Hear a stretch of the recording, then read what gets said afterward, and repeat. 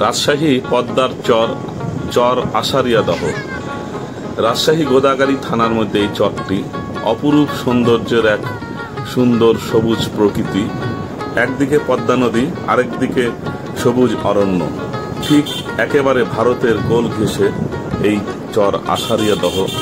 এই চরের গ্রামে শুধু গরু আর গরু, এত পরিমাণে গরু যে শেষ পর্যন্ত এখানকার স্থানীয় বাসিন্দারা গরু রাখার আর জায়গা পায় না। তাই যত দ্রুত সম্ভব তাদের গরু হাটে নিয়ে গিয়ে বিক্রি করে দিতে হয়।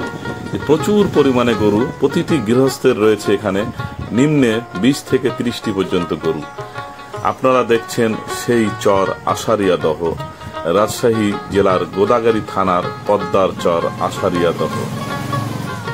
কেউ যদি এই চরে আসতে চান তাহলে গোদাগাড়ী থানার বিদিরপুর থেকে সরাসরি ট্রলার অথবা নৌকা যোগে মাত্র 30 টাকার বিনিময়ে নদী পাড়ি দিয়ে চলে আসতে পারেন নদীর এপারে সবুজ অরণ্য ঘেরা চর আশারিয়াদহ, যা দেখলে আপনার মন সতেজ হবে এবং মনোমুগ্ধকর এই পরিবেশ যা আপনাকে মুগ্ধ করবে।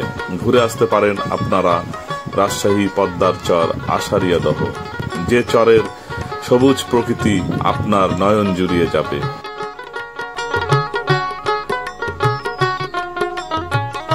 চরাঞ্চলের বেশিরভাগ রাস্তাঘাটেই কিন্তু থাকে মাটির এবং কাদামাটি মাখানো।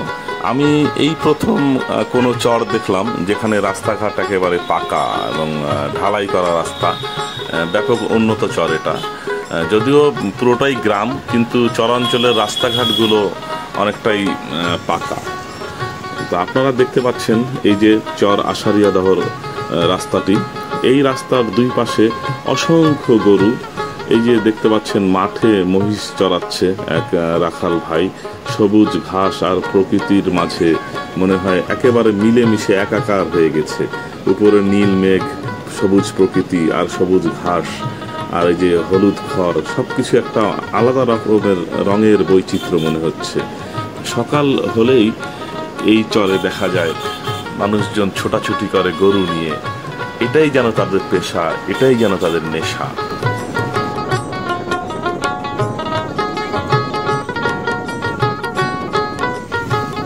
দেখেন কি পরিমাণে গরু এখানে, কিন্তু প্রতিটি গৃহস্থেরই নিম্নের পক্ষে মানে কম পক্ষে 20 থেকে 30টি করে গরু আছে। তাহলে ভাবুন কি একটা অবস্থা। এমন নাকি পরিস্থিতি হয় যে মাঝে মাঝে এরা গরু রাখার জায়গা পায় না, তখন স্থানীয় হাটে গিয়ে গরুগুলো এদেরকে বিক্রি করতে হয়। এই পরিমাণে গরু, মহিষ, ছাগল, ভেড়া এই চরের লালন পালন করা হয়। পুরো চরটি দেখলে যেন মনে হয় একটি গবাদি পশুর অভয়ারণ্য।